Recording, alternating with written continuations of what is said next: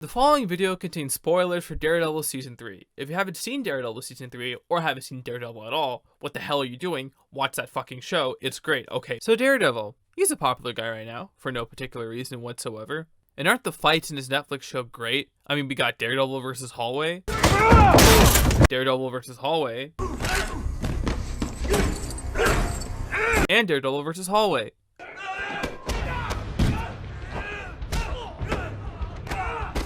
Now, there have been hundreds of videos talking about the fights in this show, but I haven't seen anyone really do an extensive deep dive on the final big fight in Season 3, Episode 6, The Devil You Know. To me, this fight is the best fight of the whole show, encapsulating everything I love about it. The action, the characters, the story, and overall, it's a pretty solid set piece. So, if you bear with me for a while, I'd like to explain why this fight is the best fight in Daredevil.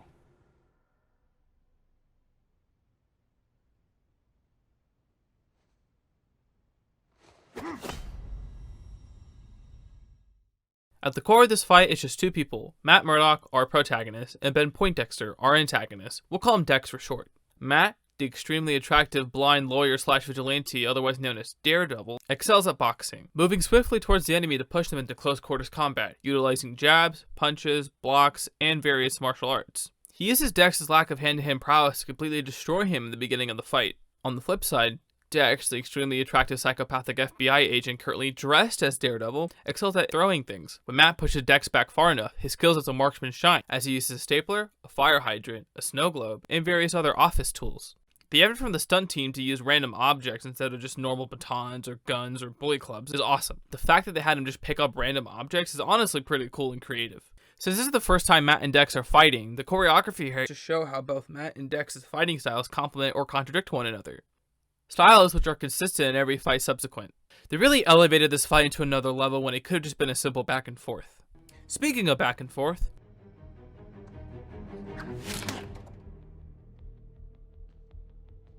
now, the one-shot fights are amazing, both on a technical level and a stunt level. They're just all amazing. Everything about them is so good. But, to be honest, I think the newspaper bulletin fight just kind of blows every one of these fights out of the water. The crew behind the camera could have just shot this like a typical Daredevil fight with the usual flair, but they went above and beyond to truly make a stamp on this fight, and I think it shows. It just doesn't look good. It feels good. The fight is a back and forth between Matt and Dex to see which one will win, and the camera work reflects that.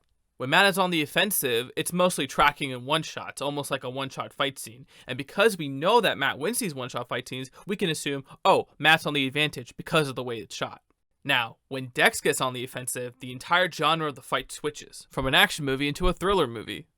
Matt has to go from the open spaces to the compact cubicles to avoid the things being thrown at him by Dex. The quick cuts as the camera pushes in on the objects Dex throws, how he's usually framed out of focus when Matt's hiding, it's all reminiscent of a silent horror film.